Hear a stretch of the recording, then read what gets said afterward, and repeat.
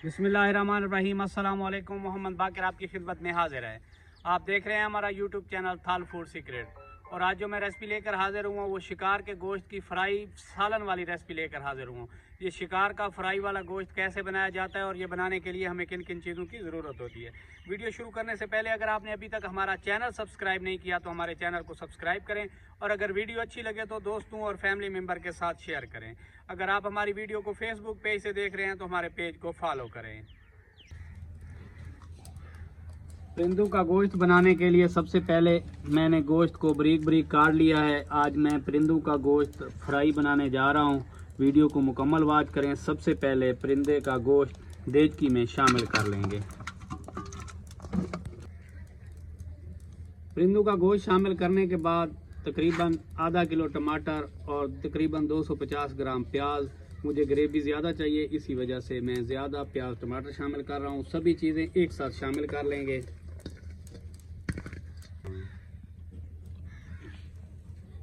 दो तीन चम्मच अदरक लहसुन का पेस्ट और हरी मिर्च का पेस्ट शामिल कर लेंगे। एक मग्गे के करीब पानी शामिल कर लेंगे, क्योंकि ये परिंदों का गोश्त बिल्कुल देसी होता है, नेचुरल होता है।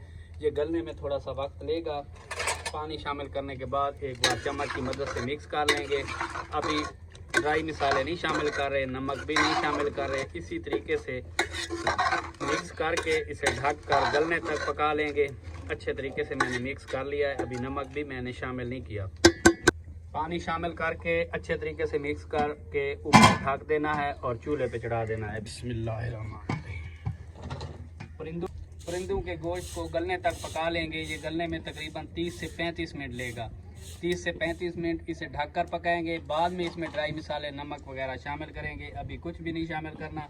टमाटर प्याज और पानी शामिल करके इसे मैंने गलने के लिए चढ़ा दिया है। जो लोग चैनल पे नहीं हुआ रहे हैं चैनल को सब्सक्राइब करते जाएं, और अगर फेसबुक पेज से हमारी वीडियो देख रहे हैं तो हमारे पेज को ज़रूर फॉलो करें, और अगर वीडियो अच्छी लगे तो दोस्तों और फैमिली मेम्बर के साथ ज़रूर शेयर करें। वीडियो को मुकम्मल वॉच करें। माशाल्लाह से परिंदों के गोश्त को ढक कर पकते हुए 30 मिनट का टाइम हो गया है। हमने जो पानी शामिल किया था अभी थोड़ा थोड़ा बाकी है। ये देखें, मसाले और गोश्त हमारा तकरीबन मुकम्मल गल चुका है। इस मौके पे आके मैं ड्राई मसाले शामिल करने लगा हूँ। आधा चम्मच नमक, खुश्क धनिया 1 चम्मच, पिसा हुआ ज़ीरा 1 चम्मच, हल्दी 1 चम्मच, लाल मिर्च 1 चम्मच के करीब। ये सभी चीज़ें शामिल कर लेंगे। अपने टेस्ट के हिसाब से मसाले कम या ज़्यादा शामिल कर सकते हैं। एक बार चम्मच चला देंगे।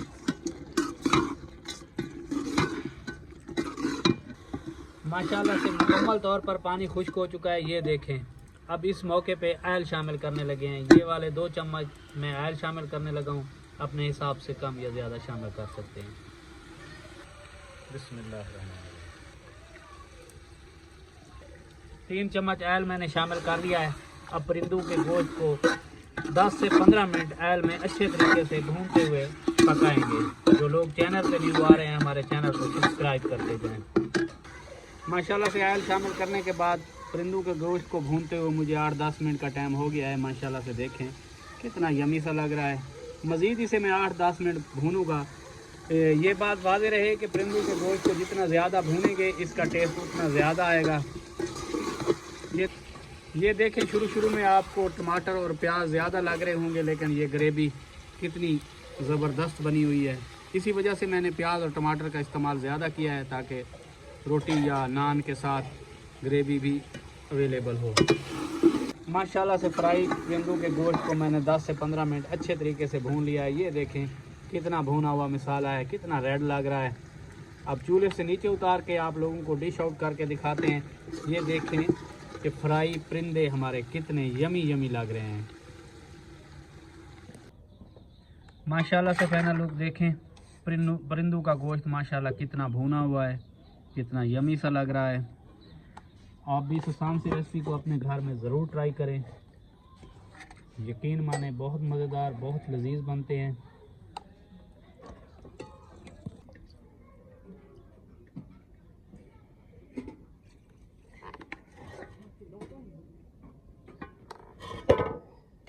माशाल्लाह से फाइनल लुक देखें।